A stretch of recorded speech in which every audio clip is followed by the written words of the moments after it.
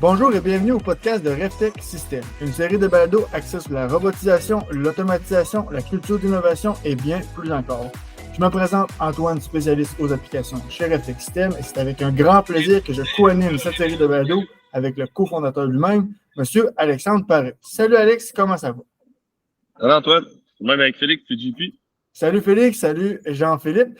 Pour nos habitués du podcast, il y en a probablement qui vont remarquer. Un, on le fait en vidéo, nouvelle essai de notre côté. Puis deux, Alexandre n'est pas avec moi. En effet, Alexandre, explique-nous donc à nos auditeurs et à moi-même, où es-tu? Ouais. Présentement, cette semaine, on est à Automate à Détroit. C'est un salon sur robotique et automatisation. C'est hyper gros, là, pour vrai. On est arrivé dimanche. On était au salon lundi. Aujourd'hui, au moment qu'on se parle, on est mercredi après-midi. On n'a pas encore fini de faire un tour de tous les kiosques.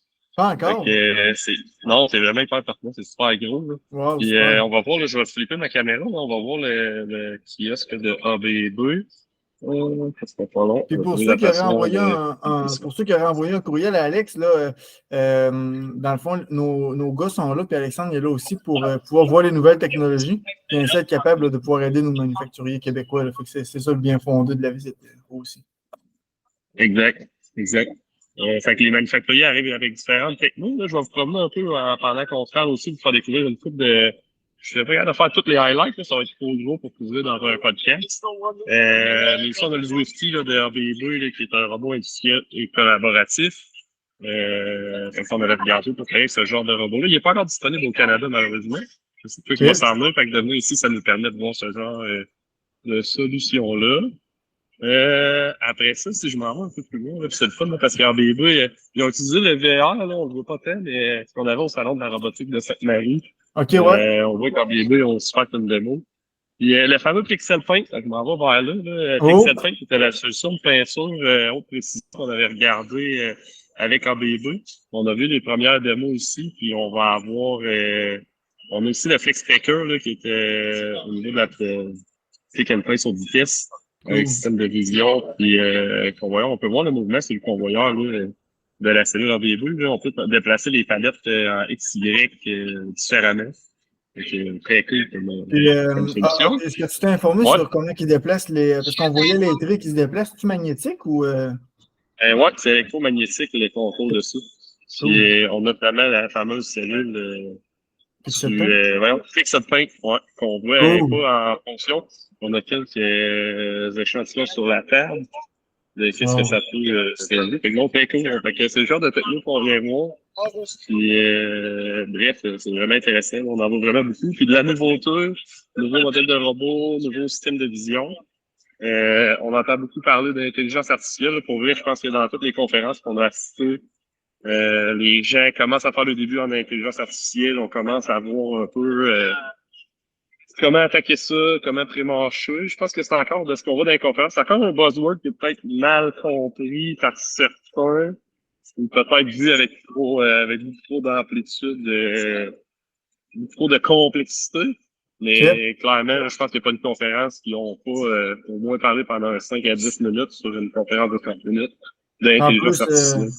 En plus, tu es chanceux. Tu as Félix là, qui gère le département justement d'intelligence artificielle chez RevTech avec toi. Vous êtes capable d'élaborer directement après chaque conférence. Puis quand tu parlais de conférence, Alexandre, y a-tu quelques sujets qui te sortent, qui te viennent à l'esprit dans les conférences que tu as vues? Juste pendant que je fais le petit stop, avant de m'en aller à l'autre, on a la cellule de Museum, qui est vraiment comme une mini centre d'entrepôt de palettisation hyper cool. Il y a de la robotique mobile aussi.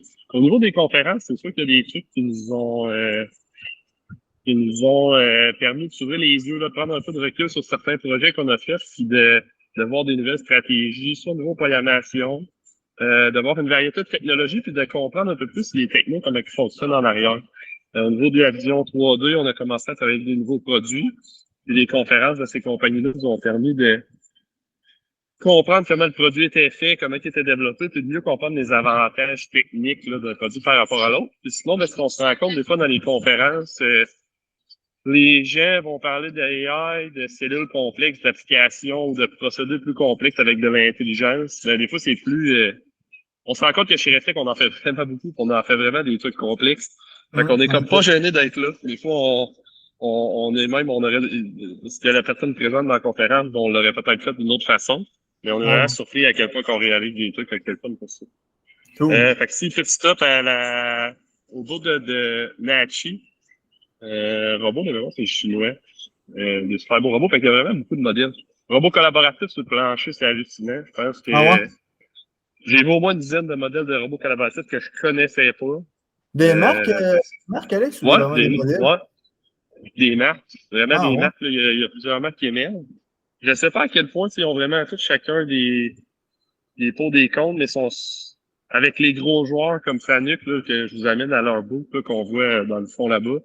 Ils ont sorti vraiment beaucoup de modèles. Je pense que ça va être difficile pour ces nouveaux joueurs-là de se placer dans le milieu.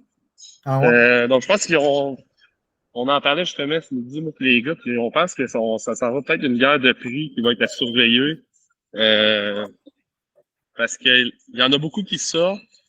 Il y en a des vraiment moins dispendieux, mais c'est côté fiabilité, c'est pensable ou c'est une bonne idée de juste focuser sur le prix et d'oublier la qualité et la fiabilité d'un système. Fait que si on voit le CR25, CR25 peut lever jusqu'à 30 kg, hein. CR25 peut lever jusqu'à 30 kg. Quand même vraiment un gros robot, là, pour vrai, super impressionnant à voir. Cette année, on va vraiment sortir un beau line-up de robots collaboratifs. Puis, je vais vous amener à la flotte du robot. Il y en avait un plus gros que le 25? Hein? Ouais, on a fait une couple d'années un CR35 chez Refit. Je pense que tout le monde se souvient de ce robot-là. C'était un robot qui était immense. Pesait, là, je te mémoire, c'était un 1000 ou un 1200 livres. Ouais, ils ont refait le design du CR35. On voit le line-up ici des robots collaboratifs de famille. Ouais, c'est vraiment cool comme kiosque. Puis on a le fameux CR35 ici qui manipule des pièces, là, des pièces de 50 kilos. Donc,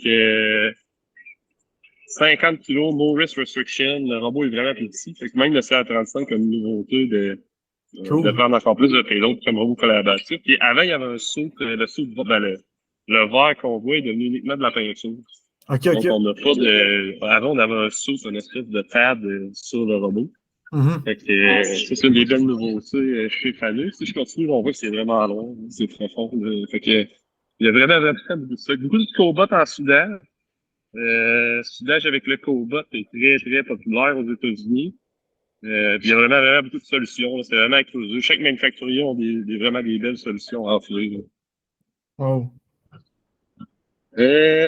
Ensuite, ici, on a Starbly. Robot super pertinent là, au niveau de tout ce qui est alimentaire, là, tout ce qui est food grade, là, par exemple, dans des applications de fromage ou autre. Donc, il y a un super beau kiosque. Si on veut une tête de découpe laser, la Fiber Cut de LaserMech. On est habitué de travailler chez Reflex. On voit que c'est une démo, par exemple. La découpe laser est faite de relativement un peu trop loin pour avoir une belle découpe. Mais bon, ça montre le produit. L'expérience. Ouais, puis ici, on a le plus gros robot du salon. 1000 kilos de payload. Robot Fanuc. Qui fait que transporter des grosses fixtures, mais quand même un 1000 kilos de payload, c'est super intéressant. Donc, Yaskawa, sur le plancher, il y en a vraiment beaucoup. Yaskawa, as-tu vu s'il y avait leur collaboratif? Il me semble qu'il y en a un plus gros que le HC20, le HC30 peut-être? Ouais. Je sais pas si... Ouais. On est allé avec Yaskawa. Il y a beaucoup de systèmes de vision aussi dans les cellules robots, là, chose qu'il y avait peut-être moins dans les salons avant. Je vais vous dire même avant les Yaskawa, le fameux UR20. Ouais, donc, on va le voir. On a une copie sur le marché. Design un peu plus différent au niveau des joints, au niveau juste au niveau du design, au niveau de la shape du robot. Un peu plus gros, un peu plus beefy. On voit que les joints sont plus arrondis. En effet. Design un peu plus différent. Ils ont commencé à prendre les commandes pour le UR20. Il y en a quand même beaucoup. Il y a un bon backlog de commandes. À suivre, le robot devrait commencer à être déployé au courant de l'automne. Donc, on peut commencer à prendre des commandes pour le UR20. Puis, je vous dirige vers le Yaskawa. 30 kg de payload. Dépallettisation. Donc, quand même défi comme robot aussi. Exact. Yaskawa, eux, ils ont quelque chose de très populaire. Là, vous allez pouvoir voir, on va passer dans la cellule. Le line-up du robot qui fait de la bière.